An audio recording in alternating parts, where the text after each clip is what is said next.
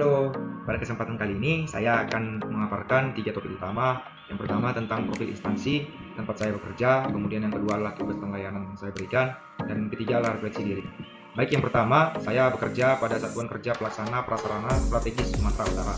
Adapun yang menjadi tujuan besar instansi ini yaitu menyelenggarakan perumusan dan pelaksanaan kebijakan di bidang prasarana strategis yang mendukung perekonomian, pendidikan, peribadatan, olahraga, sosial budaya.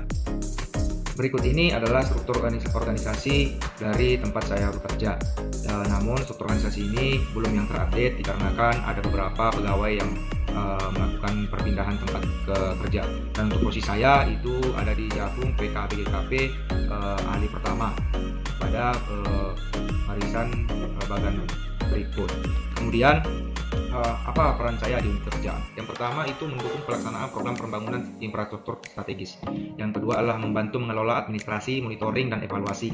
Yang ketiga berkoordinasi dan menjalin hubungan baik dengan para senior.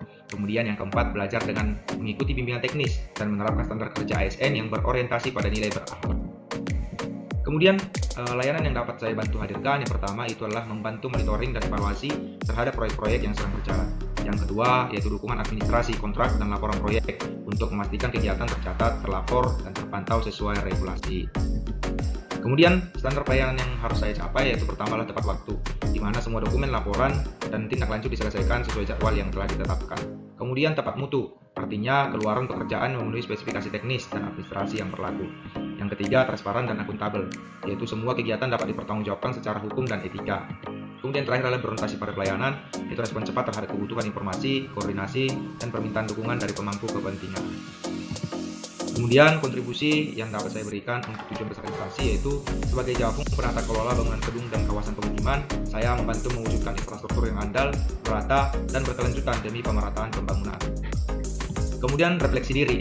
Apa sih ciri Smart ASN yang dapat saya berikan? Yang pertama adalah pemanfaatan teknologi informasi seperti aplikasi untuk absensi yaitu Bravo dan lain sebagainya. Kemudian yang kedua adalah kompetensi secara teknis dan manajerial. Hal ini saya wujudkan dengan mengikuti bimbingan teknis. Kemudian yang ketiga adalah bersama tim.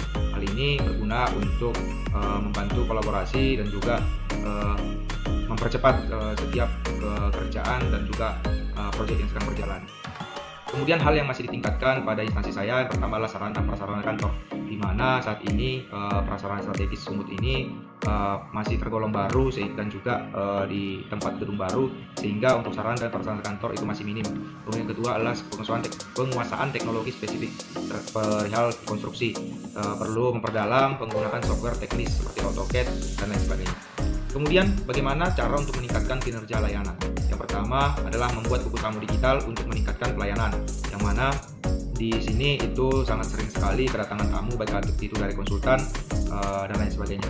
Kemudian yang kedua membuat sistem data, di mana semua data dokumen terpusat pada satu data yang mempermudah akses dan koordinasi antar divisi. Baik, demikian untuk presentasi yang dapat saya sampaikan. Apabila ada salah kata, saya mohon maaf dan ucapkan terima kasih.